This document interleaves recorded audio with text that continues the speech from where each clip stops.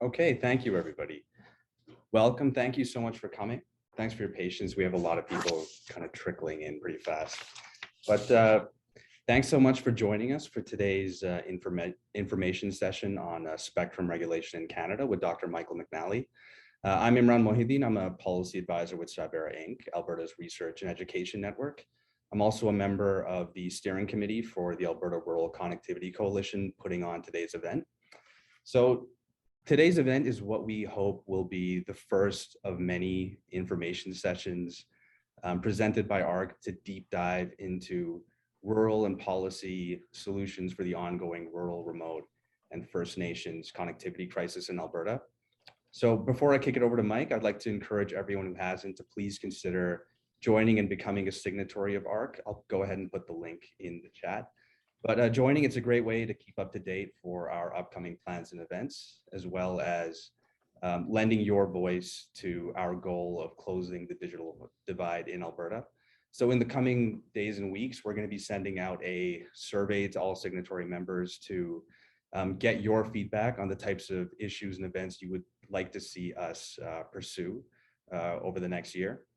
So your feedback and your participation is integral to ensure that we're being proactive in addressing your issues that are important to you, and that they're informing our events moving forward. So I'll put the link in the chat as well as my contact information. I'd really encourage everybody to reach out to me with any questions. So I'm going to bring Michael up.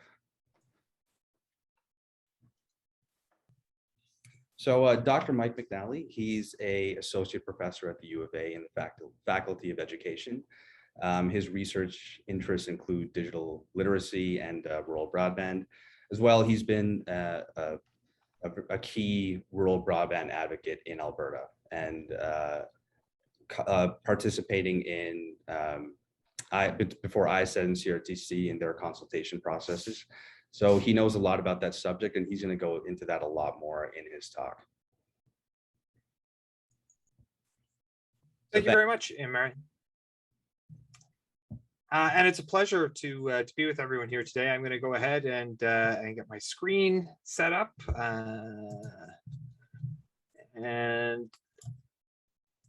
Just as we get going here, I also want to begin by acknowledging that I get the pleasure of joining everyone today from Amiskwichi-Wiskayagin, which is in Treaty 6 territory, and Métis Region 4. And of course, I know many of you are joining from across the province, and some of you from outside the province as well. And I want to encourage everyone to take some time this Thursday and reflect as we are able to have our first National Day for Truth and Reconciliation. And I also think that it's important in the context of talking about connectivity and spectrum in particular, that we discuss where issues of spectrum governance and spectrum regulation may intersect with concerns with Indigenous connectivity. And it's a point I'll return to later on in the talk.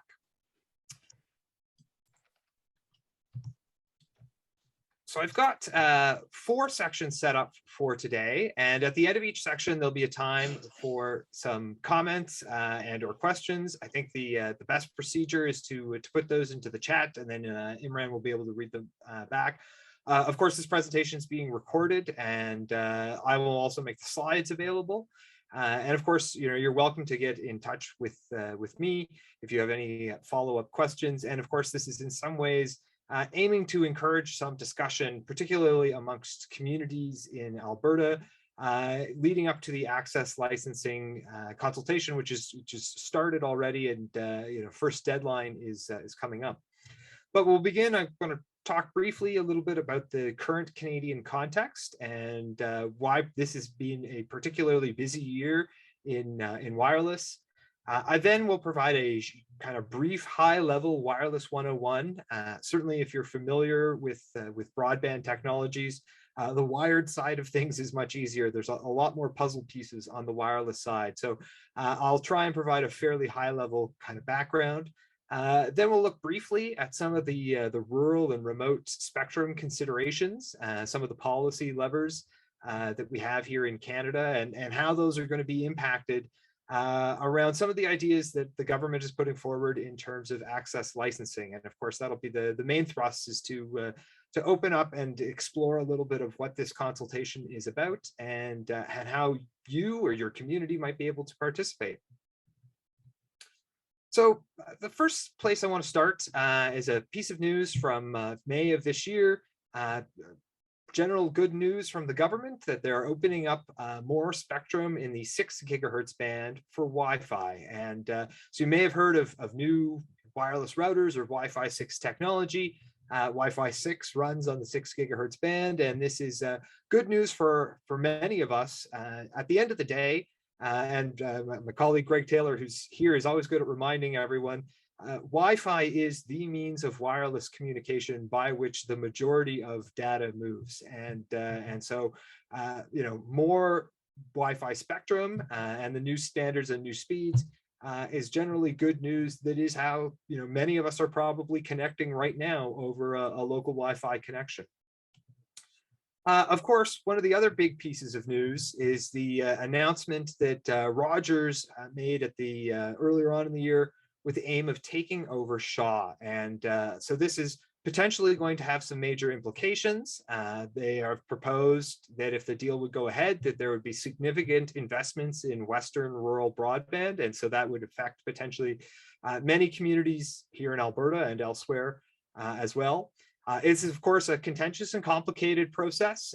There's a hearing underway currently at the CRTC, so the process has begun. The public hearing will begin in November. There's also the Competition Bureau, which is going to review it as well. And there are a lot of potential questions around the merger, not least of which is whether Shawgers would be the name. But in particular on the wireless side, and which would have significant implications in Alberta, is the question of whether Freedom Mobile, currently owned by Shaw, would be divested. Pierre-Carl Pelledo and many others, and Pierre-Carl Pelledo is from Quebecor and Videotron, have speculated that there may be a potential need for Rogers Shaw to divest Freedom Mobile, and then we might see it actually end up possibly acquired by Videotron. I don't have much personal, insight into the inner workings, but there has been a significant discussion of the market's pricing in this interaction. Likely could be a $1.5 billion acquisition by Videotron if the Freedom is divested. Of course, there's a lot of questions in the merger and its regulatory review.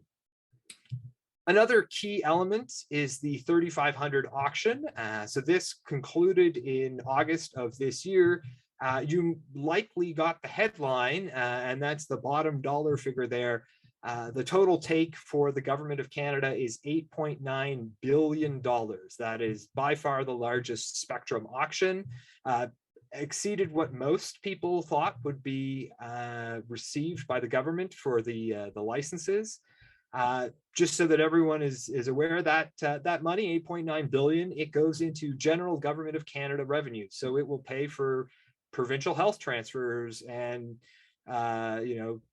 new office furniture at the Department of Transport. And some of it might go to broadband, but it does not necessarily go to broadband per se. And that's an important issue or challenge that we have in the way the spectrum auction revenues are set up. Well, it is good that the Government of Canada, of course, will get that revenue. It doesn't go back to the issue of broadband. And earlier this year, I attended a presentation. The CRTC was saying that between $6 and $8 billion would close the gap with rural and remote communities to get everyone to the 50 megabits per second download, 10 megabits per second upload target. But unfortunately, that's not the way things are structured. You can see here as well, looking at who the major players are. Of course, the big three, Rogers, Bell, and Telus, made significant investments. And in the case of Rogers and Bell, almost complete national coverage. Telus, not quite as much. But what's really of note is, of course, that fourth player, Videotron, that's the Quebecor subsidiary. And then, of course, ExploreNet made a significant set of purchases, and I've got the Alberta slides coming up so we can see how that plays out. But this has been a big shakeup in terms of 5G licenses. This is the Alberta situation. I'll come back to the A through V on the top, but this gives you a rough sense of the different service areas, and we'll cover what service areas or tiers are. But you can see through here, each of the 5 players who got spectrum across the province got some spectrum in pretty much every place. But with the exception of the 10 megahertz that's in the V bar for Telus, it's kind of chopped up. But as you can see, Bell, Videotron, Xplornet, Rogers, and Telus all made purchases all across the province. And again, that's thinking about potential implications of the Rogers-Shaw merger and a Freedom divestiture really could shake the landscape up here in Alberta. Also important to note, there were a few minor purchases there by Star Solutions, Bragg Communications, and Ecotel. But definitely the big players across the province, the big 3 plus Videotron and Xplornet. Later on in the month of August, though, we had an important piece of fallout from the 3,500 megahertz auction, and that is both Bell and Telus have gone to the federal court, and they are challenging ISED and its determination that Quebecor and specifically Videotron was able to acquire set-aside licenses in the Western provinces, so Alberta, BC, and Manitoba. This auction has a long history. 3,500 is a block of spectrum that has long roots in fixed wireless in Alberta. It was a big consultation in 2014. There were consultations in 2018 and 2019. One of the ways that this auction was set up was that Quebecor or Videotron, along with other non-dominant carriers, were able to get set-aside blocks of spectrum. Those came with slightly reduced prices. This isn't to encourage competition, but Bell and Telus are seeking a review of the way ISED determined eligibility. And that, really important here that Bell in particular has argued that this should trigger a re-auctioning of those blocks if the court determines that ISED did air. So, we've seen several really big changes, and I really can't tell you how they're all going to shape out. And now we have a 4th one with access licensing. So this is really kind of where we're going to be building to and focusing today. This is the consultation that the comments or the consultation document is out. You can get your comments in. The due date for those is October 12th, and we'll talk more about process and deadlines. Reply comments are November 24th, but this is a really substantive change to the way companies and different groups might access spectrum in rural and remote regions of Canada. And we'll talk specifically in the Alberta context about what regions are rural as far as the framework is set up. So potentially we've got these 4 big changes. The Wi-Fi one is relatively straightforward, but a merger, potential divestitures, who knows? These concerns over the 5G megahertz or the 5G 3,500 megahertz that were auctioned off, possibilities of a new 4th national carrier in Videotron, but it's not clear. And I think this is a real point where we need to keep thinking about how is this going to change the landscape, and also to underscore too that the wireless sector is very dynamic. It continues to have new technologies and new spectrum bands changing purposes. So we can look ahead and we can say, there is another spectrum auction coming up in the first quarter of 2023, and then more the millimeter wave spectrum, which is the real meaty 5G stuff coming in 2024. So the landscape continuing to be quite dynamic and continuing to evolve. And with that, any questions or strong reactions on the kind of the current context that we find ourselves in?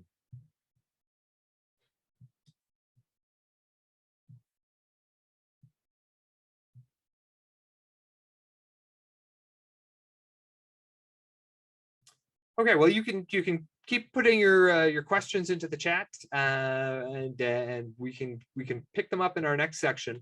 But I now want to go through a little bit of Wireless 101 for those of you who are newer to the issues of wireless spectrum policy and technology. So to begin on the policy side, wireless is a little bit different in the way it is set up in Canada. Most of us are probably familiar with the CRTC, the Canadian Radio, Television and Telecommunications Commission. It is our national arm's length, quasi-judicial government regulatory agency.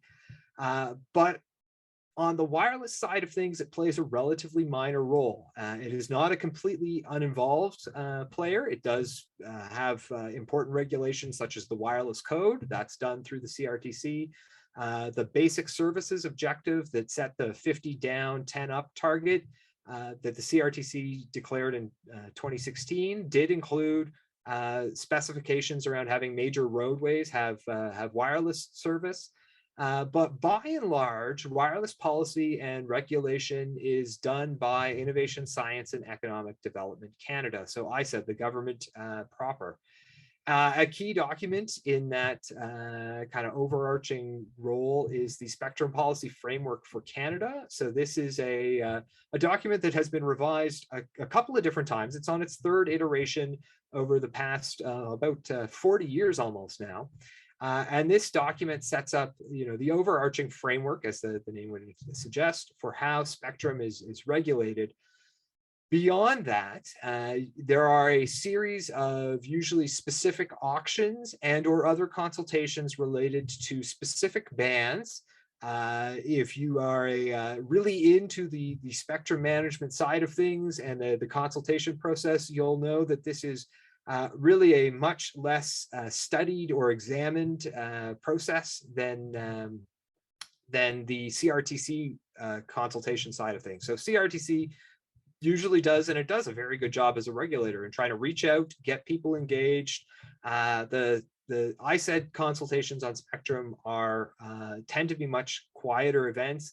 There are consultations where it's a handful of industry players, particularly if it's dealing with very specific narrow bands of spectrum, sometimes for satellite communications, for example. Those don't tend to generate a lot of public discussion. One of the key takeaways, though, and one of the important things to think about is the overarching policy objective for Canadian spectrum policy. And I want to bring that up because it's an important piece to think about as we go through and think about this access licensing regime. And that is that the goal of spectrum policy is to maximize the economic and social benefits that we all as Canadians derive from the use of the radio spectrum frequency. It is our resource. We own it collectively. Even when we talk of auctions, we're licensing spectrum. We're not necessarily selling it. We're licensing the right to use it to the highest bidder. And one of the challenges, of course, has always been the suggestion that the auction approach and the way this framework is set up does tend to work well in terms of maximizing economic benefits because they are quite quantifiable. And sometimes those social benefits are a little bit harder to articulate. But there is clearly a recognition that spectrum is to benefit not only the economic but also the social side of all of Canada, and that is something to kind of keep in mind and think about as we turn to access licensing. This graph or table will be familiar to anyone who's been studying or looking at spectrum. It's actually a little outdated, but I was unable to find a newer version. This is the 2014 spectrum allocation frequency chart, and this is basically all of the potential wireless bands or frequencies that you could use and how they are divided up. And so really it could be thought of as one long continuous set of frequencies, starting at the very low frequency and working its way up. As you can see here, it's got many different colors. You certainly can't make it out at home, but all of these frequencies are for different things. So some are for underground underwater submarines, others are for cell phones, some are for satellites. what's important to take away is not, where any specific piece is, but that this is a complicated resource to manage, but it's also a finite resource to manage. This is not completely dissimilar from the idea of a farm, and you have different plots of land that are used for different purposes. So I'll show you here. This is an example with a couple of chunks of it running from 30 megahertz all the way up to 30 gigahertz. You have, a portion here. This is the 3500 megahertz spectrum, just auctioned for 5G. The 3800, just a few bands over, that's to be auctioned. You have your current kind of Wi-Fi, remote control cars, garage door opener. Now you have the new Wi-Fi 6, a few gigahertz up. 4G LTE, this was a big beachfront spectrum that everyone was after almost 10 years ago now. It sits in the 700 megahertz band, but then you also have more Wi-Fi over in the 2.4 gigahertz. So it's got these different uses, and they are not necessarily laid out in a nice, neat pattern. And there's all kinds of reasons for that, and we'll cover some of it as we work through here on the different elements of spectrum management. So another key piece to keep in mind is that most spectrum is licensed for a specific purpose in a specific area for a limited period of time. Now, the limited period of time piece is increasingly a longer period of time. Many of the more recent auctions that we've done have gone to 20 years.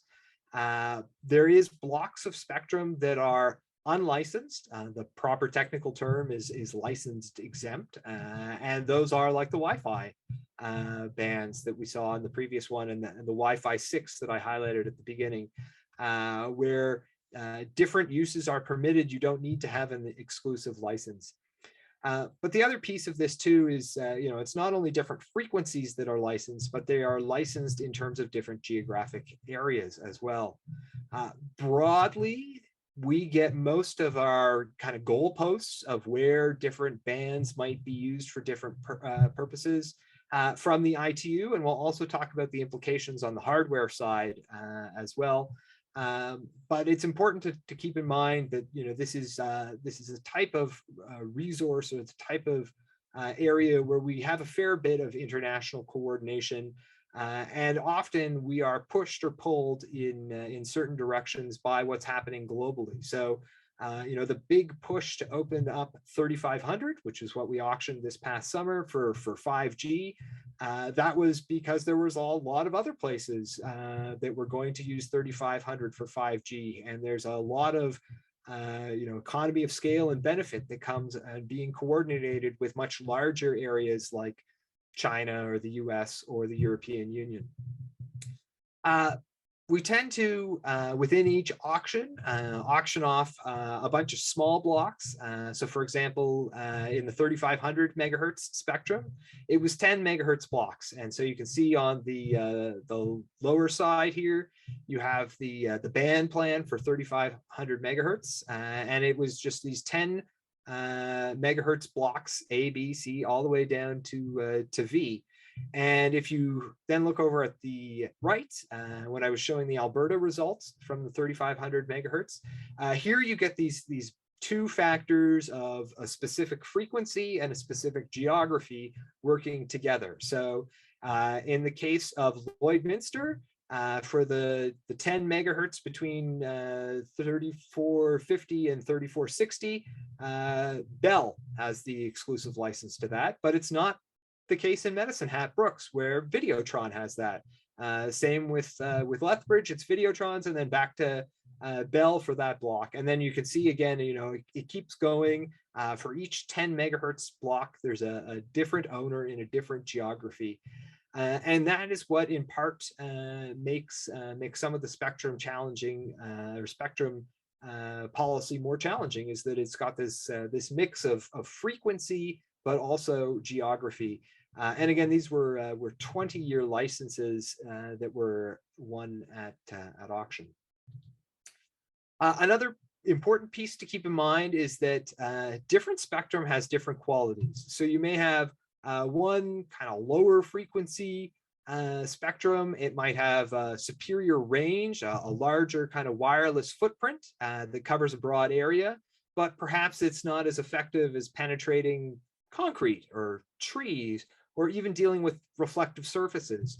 You conversely might have a higher frequency spectrum or simply a spectrum in a different range that's got different propagation characteristics and a different footprint. And the real key takeaway here is that not all frequencies are equal. Some frequencies are just better for certain purposes and not for others. One other element in all of this is the hardware ecosystem. And so it doesn't matter whether it's the type of radios you'd attach to a tower or the receiving equipment, whether that's a mobile phone or something else. Different devices have different specifications. So, a cell phone does not necessarily treat all spectrum as equal. So they're spectrum specific, not spectrum agnostic. And so I have here, I had to go way back to find some old iPhone specs, but I got the iPhone 7 specs and the new iPhone 13. And you can see that there are a number of bands that the iPhone 13 is capable of using that the iPhone 7 isn't. And obviously 5G is one set of that. So new bands that have been moved towards 5G use, the new iPhone can use and the old iPhone can't. And so another thing to keep in mind with spectrum is that we need to have a device or a hardware ecosystem that supports a specific frequency. On the good side of things, again, this is an area where there's a fair bit of international coordination. We are largely a taker as a market in terms of hardware specifications.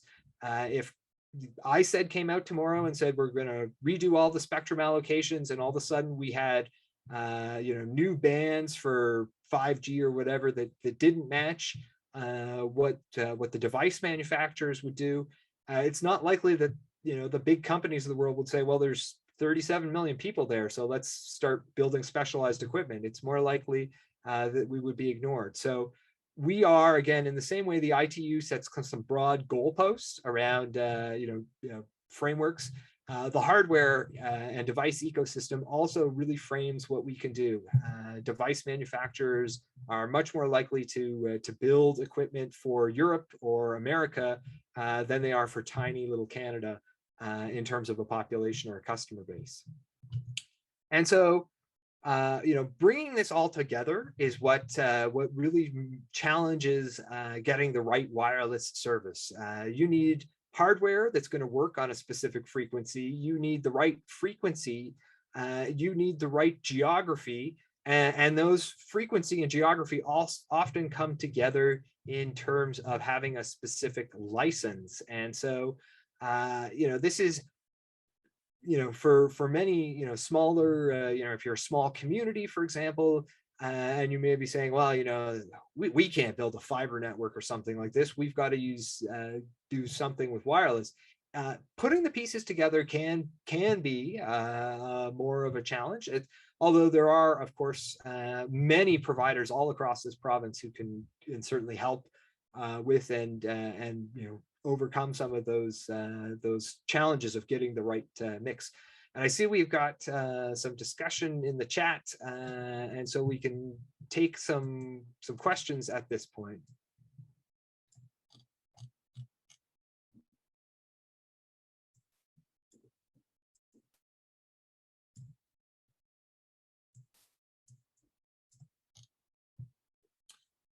And so I'll go first to Chris's question. We received notice from Telus that as a result of the auction and Quebecor's winning of sections of the spectrum in Western Canada, any hopes 5G in our region around Edmonton are at risk.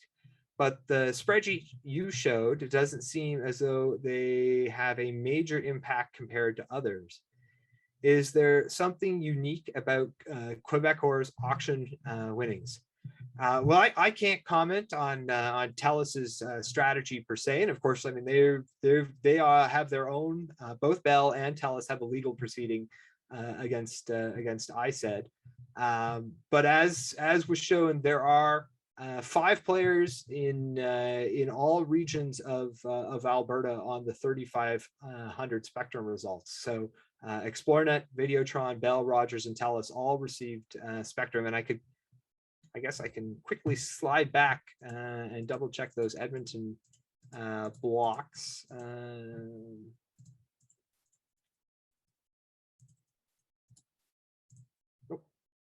So Edmonton, yeah, I mean, it's Videotron had a pretty small section of the tier that Edmonton is in. That was the area where Telus was the big winner. So I can't comment specifically on Telus's approach, but there is information for that would suggest Telus was the big winner in the Edmonton area.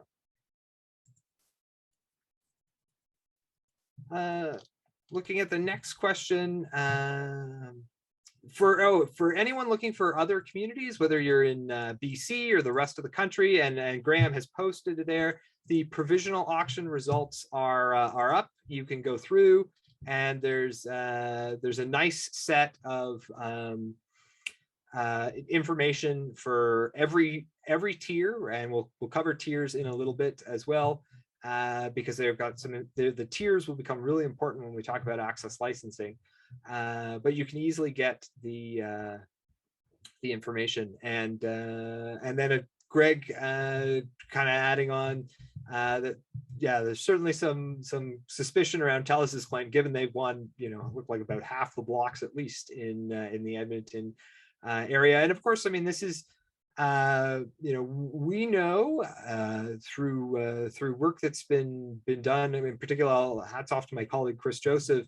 We know the telecom providers are not afraid to reach out to municipalities, communities, customers, and try and put their best angle or their own interest forward, whether that's and even encourage that into consultations as well.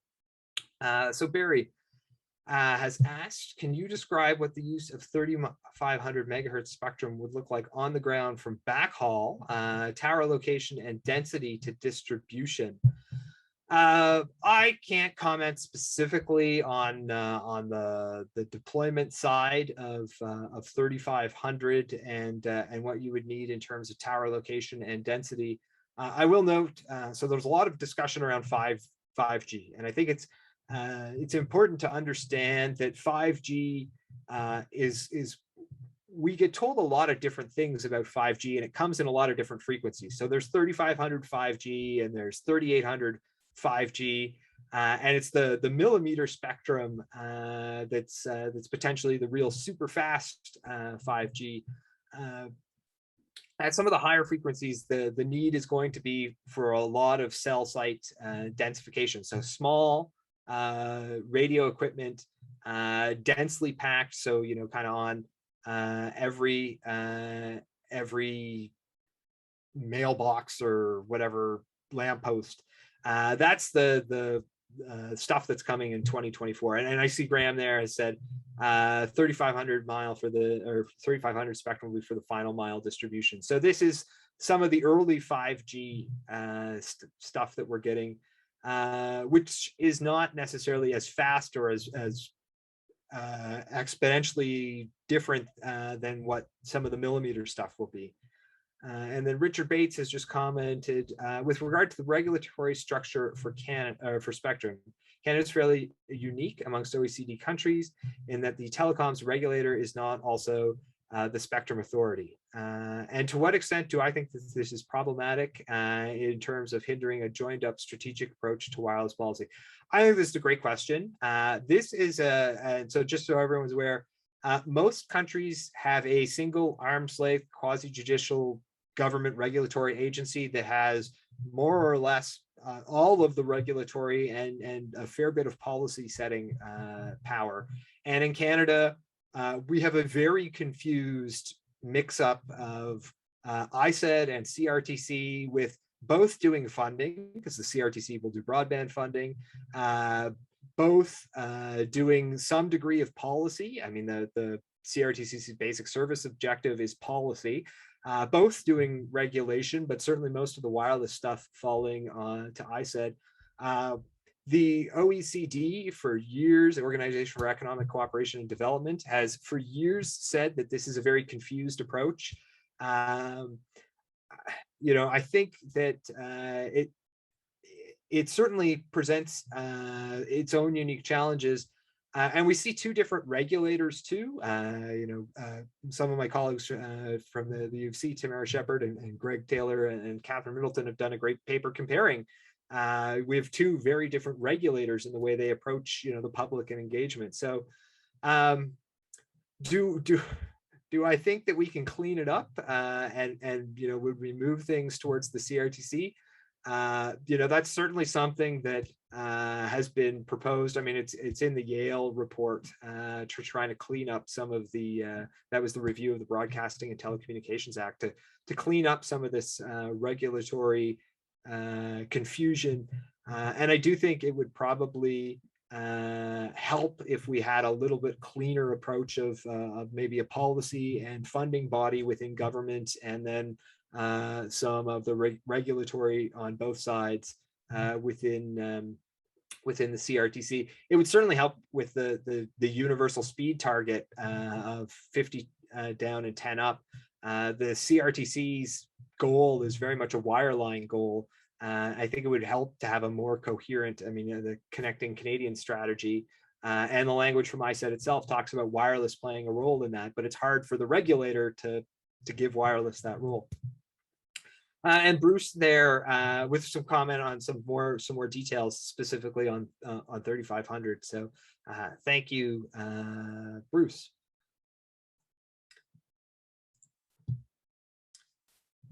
All right, well, I'm going to resume and talk a little bit about some of the policy levers that exist in rural Canada in terms of how we can deal with the need to get you know, communities connected.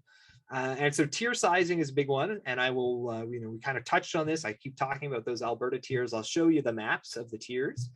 Then we'll talk a little bit about deployment requirements. I've got a slide on consultations. And then we're going to move to access licensing, because it really will potentially impact, you know, tier sizing and deployment requirements are going to play a role. And it's got some significant impacts on what are increasingly vanishing, and in the case of Radio Systems Policy 019, already gone approaches. So we've got a lot of different things that we've tried in this country.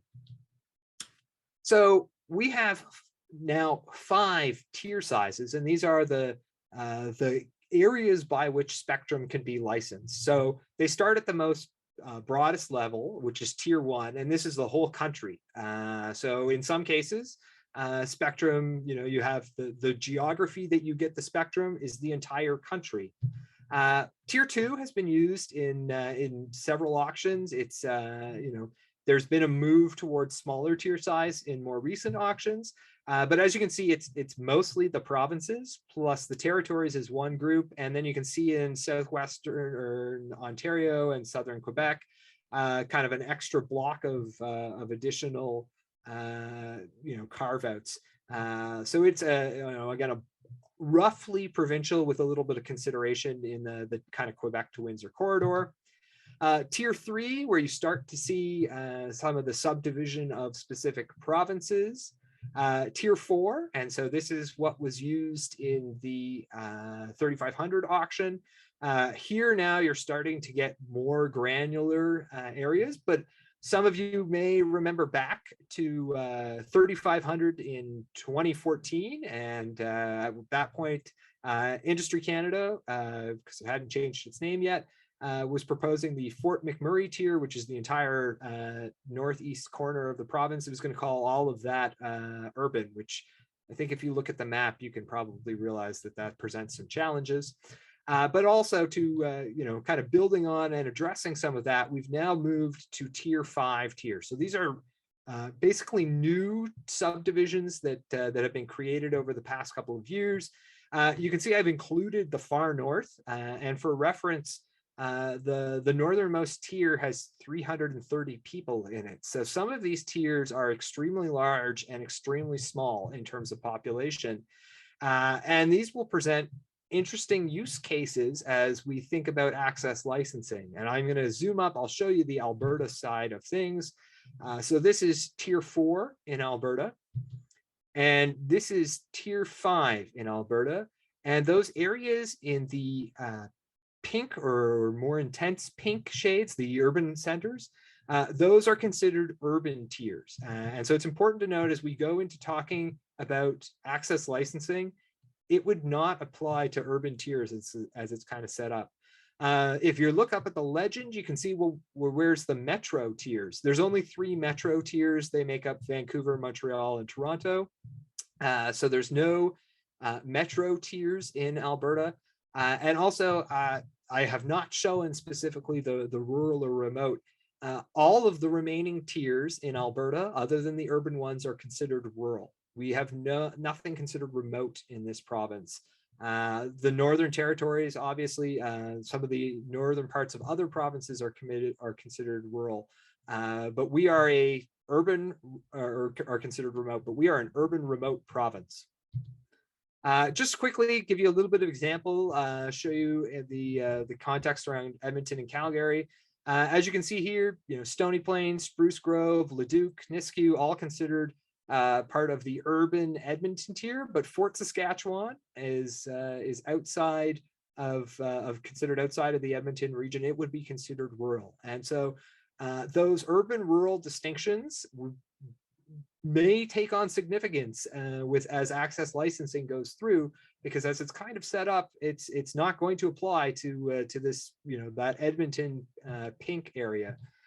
Same situation in terms of Calgary. As you can see, Airdrie and Helmsdale to the north are considered within the urban Calgary tier, but then Cochrane, for example, is considered rural. And again, you can go in, I've got the links are in the slides that we'll make available. You can look up competitive service areas, and you can get the full maps, and you can go through and look and find, where does your individual community sit, and which communities are in your tier. That might be really significant because it relates to deployment requirements. So when spectrum, usually, and primarily thinking now about the mobile wireless spectrum, because that's where a lot of the interest has been. That's where a lot of the revenue has been. The 4G auction for 700 megahertz spectrum back in 2012. We've done some other bands like AWS3. In the meantime, now we're into the 5G blocks, so 3,500, 3,800 to come. Deployment requirements are seen as a key way of ensuring that people who purchase spectrum, and so large telecom companies, serve more than just the big cities. So these deployment requirements come in 2 flavors. Sometimes they are requirements to serve your existing or previous footprint. So on the bottom here, we have table 1. This is additional deployment requirements to percentage of population for LTE mobile network operators. That is a big way or fancy way of saying Bell, Rogers, and Telus largely. You already have large national networks, and so you're going to have additional deployment requirements to serve those networks. So, tiers with a large population center, Edmonton, Calgary, for example, you've got to service 90% of the population within 5 years. The recognition being that these can be higher, more aggressive targets because these are telcos that own large pieces of infrastructure. They're putting up new radios on existing equipment. They don't necessarily have to build all new towers and go through that, the process of locating towers, etc. You can see they kind of ratchet up 7 years. Then for tiers without large population centers, a different set. And then in rural areas outside urban centers, 95%. So that's one way of doing it. That's the footprint-based one. That applies to primarily the big companies.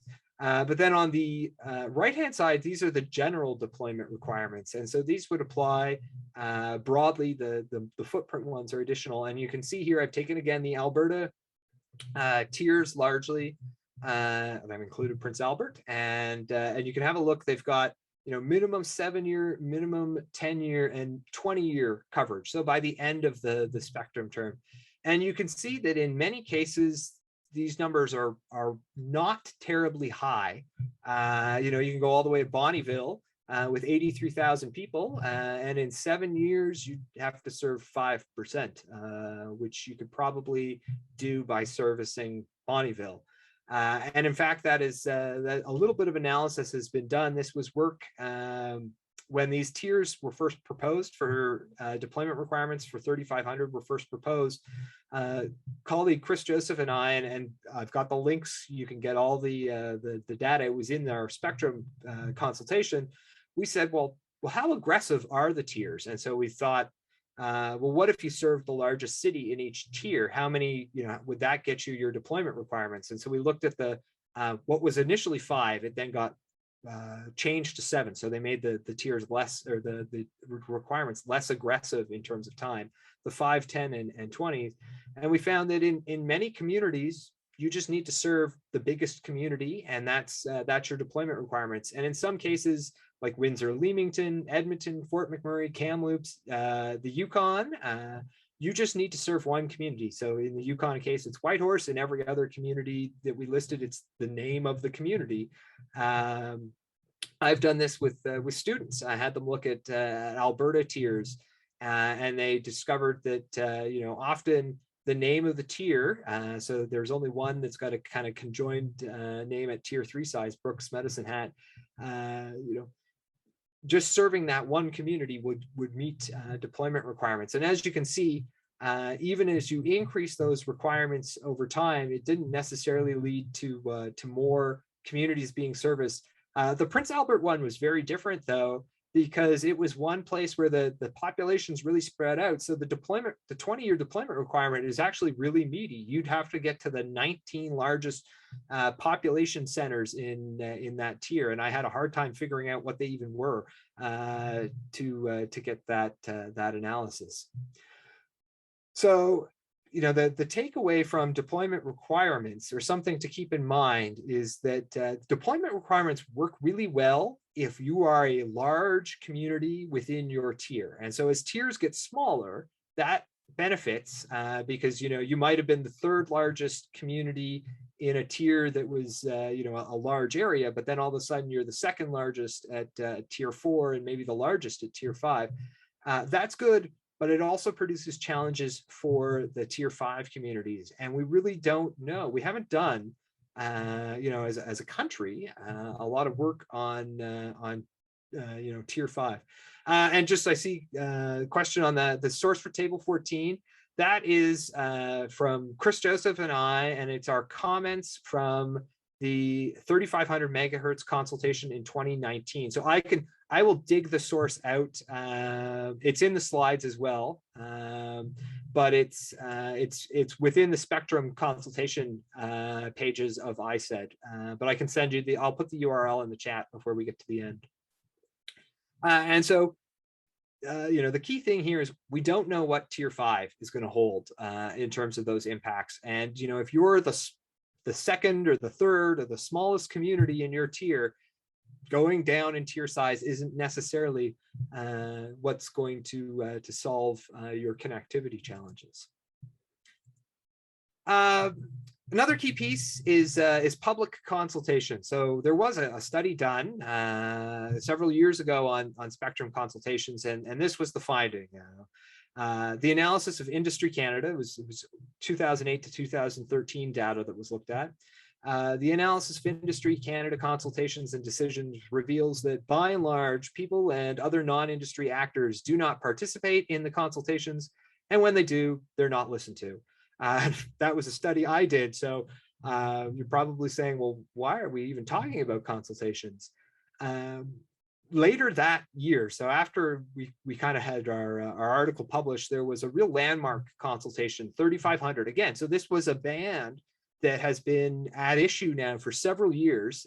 This goes back all the way to 2014 when they were first trying to figure out how to move the use from fixed wireless over to potentially mobile use, there was a rally, a hue and cry across Alberta, and a really hats off to the folks in Ontario, because there were 150 different little communities, municipal entities, municipal associations that participated in the comments, and over 30 in the comments. So groups like AAMDC, County of Fort Mile #8, Lac St. Anne County, Parkland County, Wetaskiwin #10. AAMDC participated again in the reply comments phase, and Industry Canada changed its mind about what it was proposing. So there is evidence that the department will listen and the department will respond when people participate. And that is a really unique context, but I think it shows the value that organizations and rural voices can have. It was Rural Ontario Municipal Association, in particular Roma, that did a fantastic job of mobilizing participation. In terms of the rural and remote broadband system, Greg Taylor is the expert. Got his book here, and he's got a great chapter on it. And I just wanted to kind of highlight the quote from his conclusion, talking about RRBS. The example offers a clear case study of a bold policy initiative to bring service to difficult regions and introduce new small players into concentrated wireless markets. It was largely the product of forward-thinking policymakers. What is not so apparent is whether the current problems faced by RRBS are due to inherent limitations of the policy itself, or a result of the Canadian government choosing to allow RRBS providers to wither on the vine. And I think, as we'll see here, that withering is kind of what's proposed. You may have heard a lot too about use it or lose it. That was a real focus of the Conservative government in its, it spent a lot of time trying to increase competition in the wireless sector during the early parts of the 2010 decade. There was a use it or lose it policy. It was old, it covered only a limited band of frequencies, and it was never really given maybe an opportunity to thrive. Access licensing will potentially eliminate both RRBS, and the radio systems policy is done. So there's not even any consultation there. So we're going to bring all these together now and discuss them in the final context of access licensing. Thanks, Graham, for the comment on AAMDC, now known as RMA, and I think I saw Warren from RMA is here as well. And so there's a lot of value, in reaching out to groups like AAMDC, now RMA, as these can be some really important voices in helping to present rural perspectives. And I'll pause here in case there's any other questions.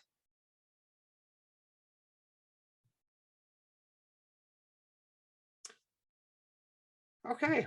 Well, I want to now take the last little bit of time and focus on this access licensing consultation. So this is up on the ISED website. I've got the URL included in here in a bit that I'll show you as well. This is a big new approach. This is going to potentially change rural spectrum, and how we do it is going to really shape things. And so there's an importance of getting it right. To Greg's quote earlier about RRBS being a kind of bold policy initiative, I think ISED deserves some credit for willingness to try new things and experiment with different policy pieces. And this is in many ways kind of following in some of that.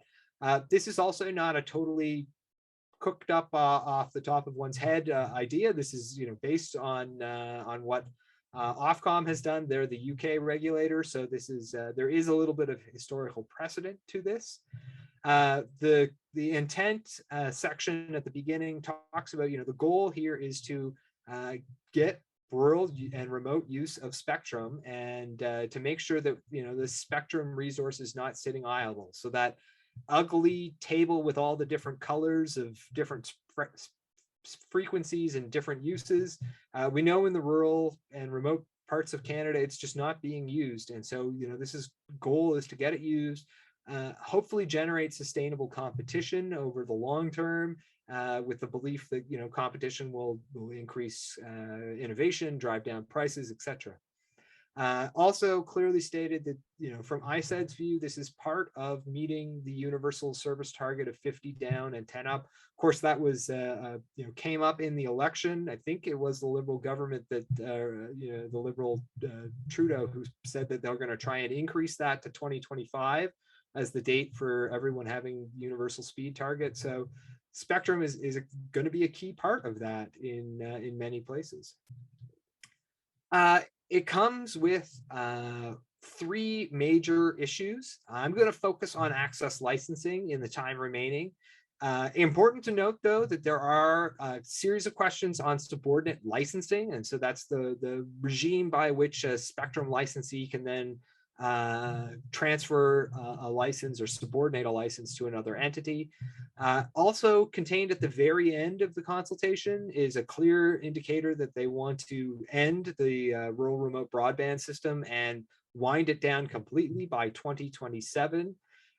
So that's one of those policy levers, being removed. And to Greg's quote about withering on the vine, it's pretty clear they're going to cut the vine off.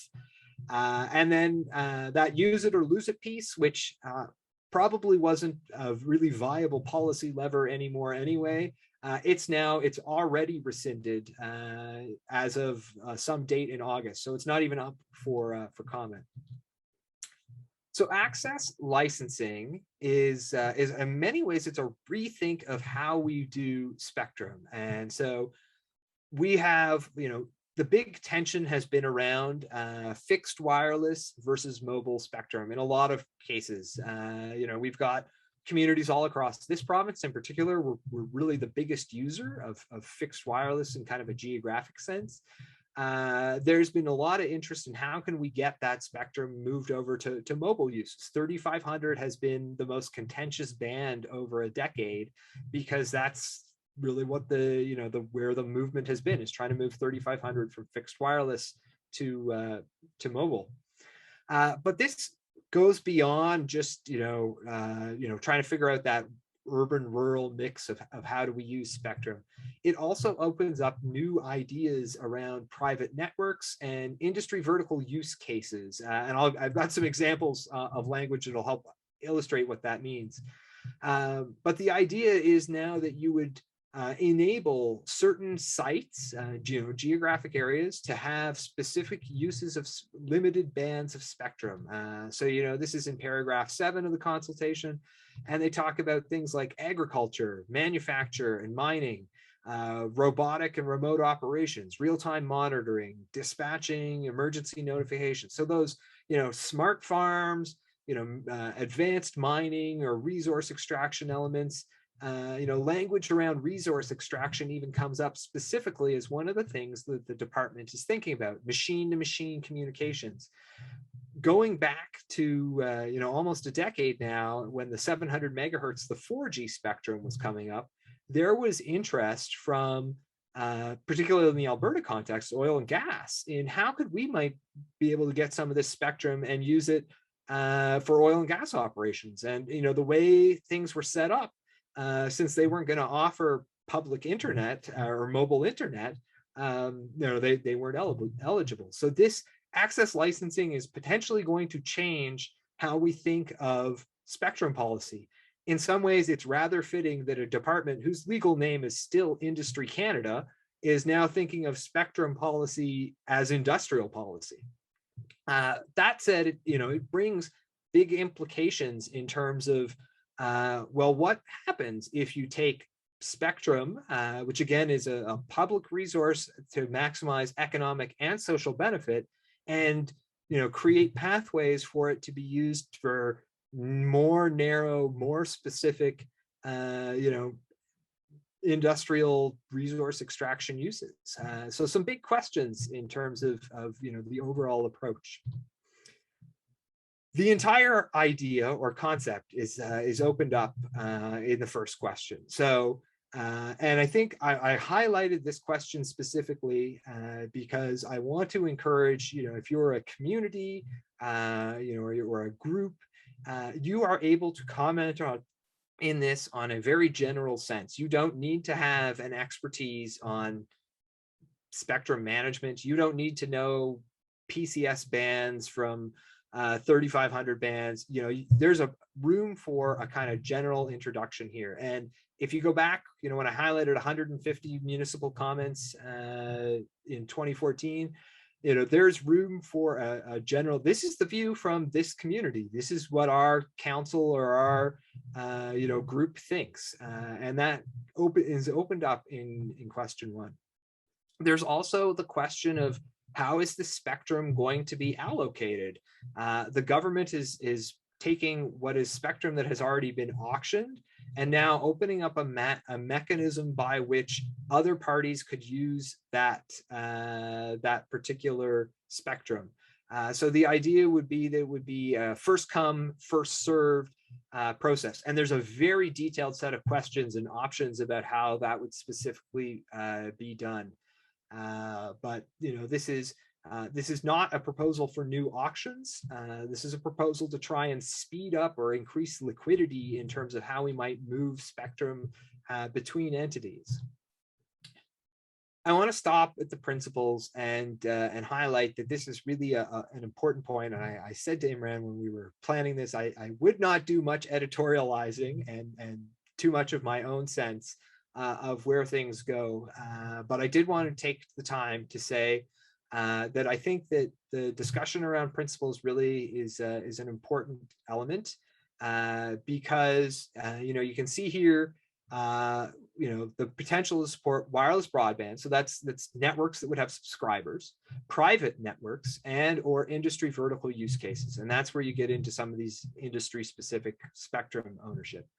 You know, I think that there is a potential here for conversations around, you know, where are the, you know, social benefits in particular if we start to have private networks or industry vertical use cases, and also, you know, where is the argument for, or does this create an argument for, and in some cases, particularly on the tier 5, the role of Indigenous governments in, you know, being partners or licensees to spectrum. Some of those tiers, you know, particularly in the northern parts of some provinces, particularly in the territories, are entirely, you know, Indigenous communities. The Sawtoo tier in the middle of the Northwest Territories with 2,000 something people, those are all Sawtoo communities. So, you know, is there room in the principles to have some thinking about, you know, what are Indigenous rights to spectrum? And that's a conversation that other jurisdictions have moved ahead with, New Zealand in particular, but even in the United States. So something to think about there. You know, the existing licensing framework for flexible or mobile use, I think is in some ways a key piece, or we're not going to open up satellite potentially. The clear path to or available in equipment ecosystem. So that was the hardware piece. There's just not going to open all bands for all uses. There's got to be an idea that there is hardware there. There's got to be sufficient amounts, ideas of coexistence. And the other question I think that's really important in the principles is, you know, adequate time for the existing licensee to deploy, you know, their spectrum. So the Bells, Rogers, and Teluses of the world will turn around and say, we just spent like $7.5 billion on spectrum under the belief that it was going to be ours for 20 years. And so, you know, we start to say, okay, well, what if we talk about, you know, those initial deployment requirements? Well, that's, you know, 7 years down the line. So, you know, are we then saying, well, you know, we just had this great 5G stuff, but it's really not going to come up under access licensing for 5 years, 7 years, 10 years. It's a, you know, I think it's an area where, you know, the viewpoints of as many people who can participate as can, and will help inform the decision ISED makes. I stressed the tier 5 piece, and it's really important because the idea is that this would be done on a tier 5 basis. So, you know, you'd now be able to start to look at some of these more, you know, smaller, more granular blocks. That being said, there is questions and comments within the document that says, is there a need to think of sub tier 5, like more localized licensing. And certainly if you're starting to think, well, what if there's, a mine or a farm or whatever industrial use case, is there a potential that you would trap all of the spectrum in a tier 5 even for that specific use? So again, something to think about, and an area to be mindful of. The deployment requirements, there's some consideration around how can we map out what were deployment requirements done on larger tiers in other blocks and use those in these new access licenses that we would provide. I think that works well. Like I said, deployment requirements work well if you're a larger community within a block. If you're the smallest or the second smallest, or just plain the farmer in the middle of the highway, the deployment requirement might not be what works. There's also the question of what to do with the cases where you have private networks or you have industrial use cases. What can be done there? And I think, again, that's to where some of that language in the spectrum policy framework around economic and social benefit might be something that maybe opens up ideas or comments or ways of thinking about, well, what happens if we're going to create a vehicle by which an industrial group can get spectrum, but where's the social benefit, or is it fine that the benefit is the economic output, and that creates economic activity in that area, and that's the benefit. It's up for communities to express their views on what they think. As I've mentioned, there's a bunch of then kind of sub questions to each of these. They're looking at 3-year terms for access licenses. So if you were to receive an access license, you would then have that for 3 years with a high expectation of renewal. And so again, trying to create not certainty, but some degree of certainty as a means for entities to go after access licenses. There's a couple of different options for who might be eligible or ineligible.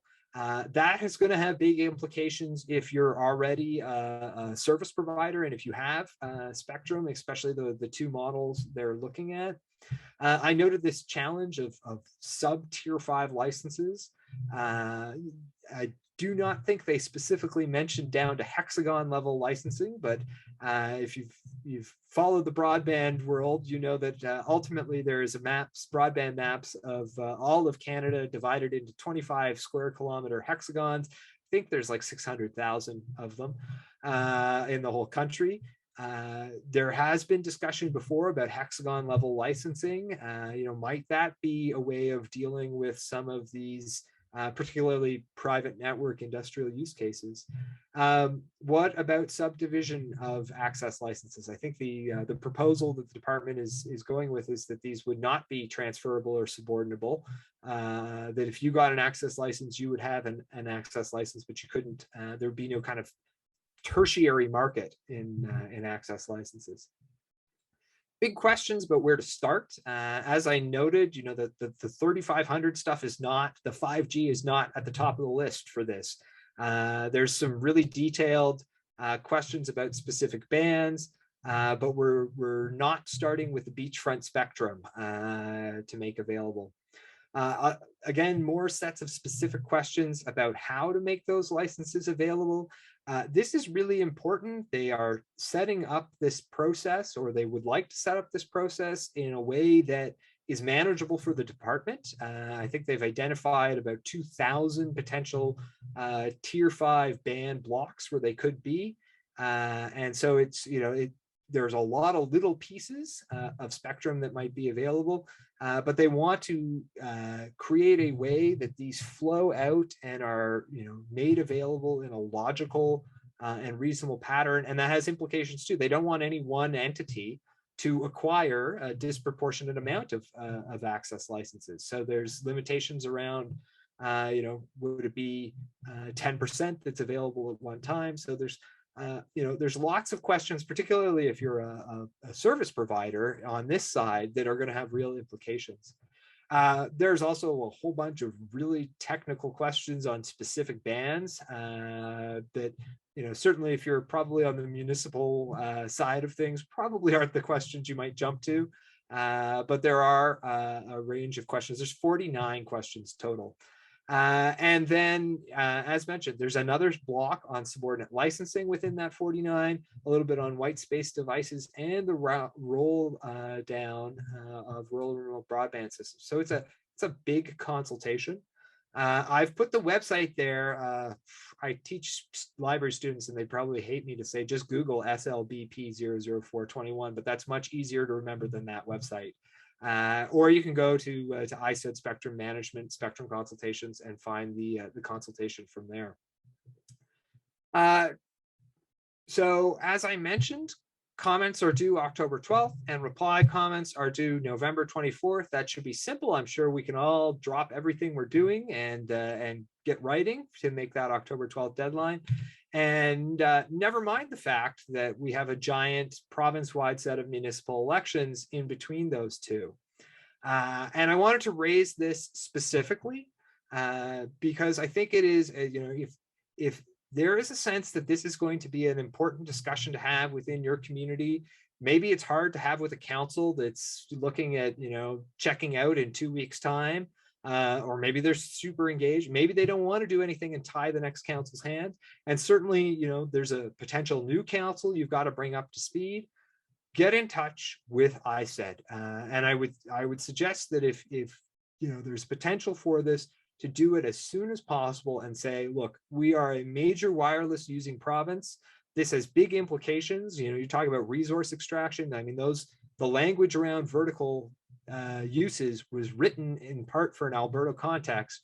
We've got a whole province that's going to be changing over potentially on the municipal side, and certainly if there's any currently elected officials, good luck. I hope you do well, and any candidates running, best of luck to you as well.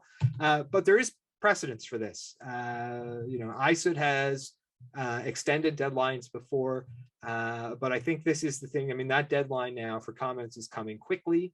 And you would need about a 5-week extension is what was given, a blanket extension. This is an example from late 2017. So there is precedence for this. So if you walk away from this and you're thinking, well, I can't get council to approve anything or even look at this in the next 2 weeks, I'm out of luck. There is the option to try and say, look, we want an extension. We're a whole province, and this is a big issue for us. So this is the last slide. It's a really simple process to get involved, except that's a really long email address.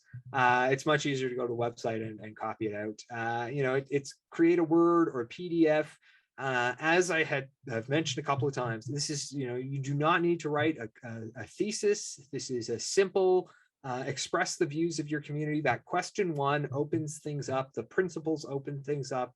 If communities don't put, the voice of what's going on and what people are thinking in Mayerthorpe or Manyberries forward, then ISED is not necessarily going to consider that. They're going to listen to who participates, and you can bet that this is going to have a lot of, the big telecom players participating.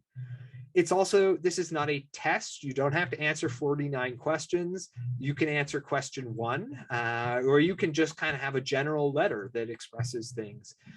The other thing to remember too is this is very different than the CRTC processes. The CRTC processes are much more structured and rigid in a way.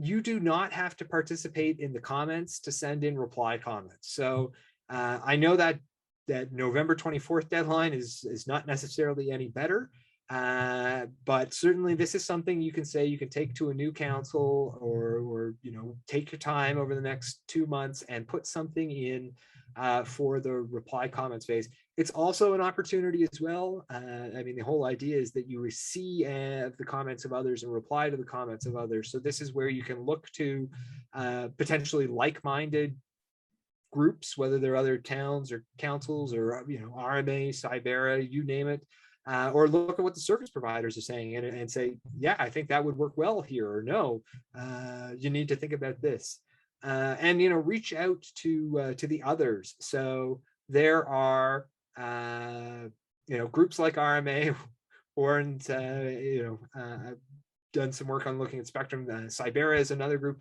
I and my colleague Chris Joseph are working on something. We're probably happy to share our what we've got drafted for a few paragraphs within a couple of days time. But there are other groups out there, and keep in mind that industry will coordinate too. We've seen examples where certain service providers have reached out to councils and said, hey, here's a form letter. We'd be happy if you submitted it as the view of your your council, and then it goes through. So they're getting their ideas out that way. So the most important point though is that if you don't participate, this access licensing regime will move forward in some way, and it's likely going to have a significant impact on your community down the line. So that is the core piece for me, and I will pick up some of the questions here.